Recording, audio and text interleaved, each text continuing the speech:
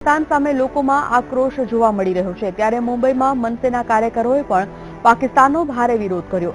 મનસેએ પાકિસ્તાનનો રાષ્ટ્રધ્વજ બાળવાનો કાર્યક્રમ રાખ્યો હતો। તેઓ રાષ્ટ્રધ્વજ સળગાવવા જઈ રહ્યા હતા, પરંતુ તે સમયે ઘટના સ્થળે પહોંચેલી પોલીસે મનસેના કાર્યકરોની અટકાયત કરી લીધી।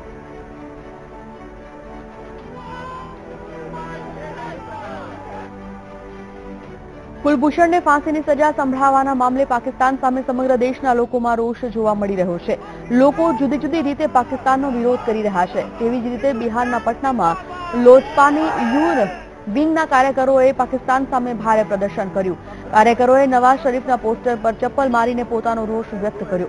કાર્યકરોએ આ મામલે પ્રધાનમંત્રીને અપીલ કરી છે કે ફરીથી તેઓ પાકિસ્તાન પર સર્જિકલ સ્ટ્રાઇક કરે।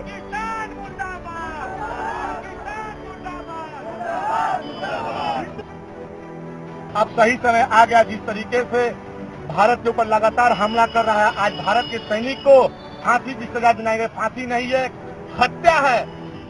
हर एक नौजवान व्यक्ति, भारत का हर एक सैनिक मुंहतोड़ जवाब देने के लिए पाकिस्तान को अब तैयार हो गया है। भारत माता की वंदे वंदे, भारत माता की, भारत माता की।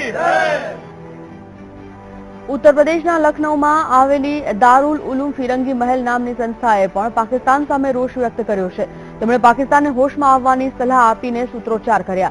આ સંસ્થાના મુસ્લિમ સમુદાયના નાના મોટા સૌકોએ પાકિસ્તાનના નિર્ણયની આકરી ટીકા કરી। સંસ્થાના મૌલવીએ કહ્યું કે પાકિસ્તાન ઇન્ટરનેશનલ કાયદાઓનું ઉલ્લંઘન કર્યું છે। ભારત સરકાર પાકિસ્તાન પર પ્રેશર વધારતી ન હોવાના કારણે આ પરિસ્થિતિ સર્જાઈ છે।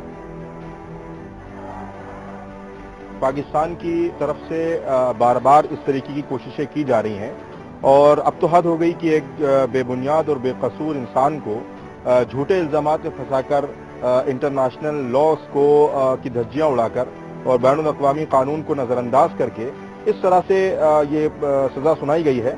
तो मुझे लगता है कि इसकी हम सब सख्त अल्फाज में मजम्मत करते हैं और अपनी हुकूमत से ये मुतालबा करते हैं कि वो किस तरह पाकिस्तान पे कार्रवाई करे और पाकिस्तान पे इस बात का प्रेशर बनाए कि किस तरह वो उसको जल्द से जल्द आज़ाद करा सके।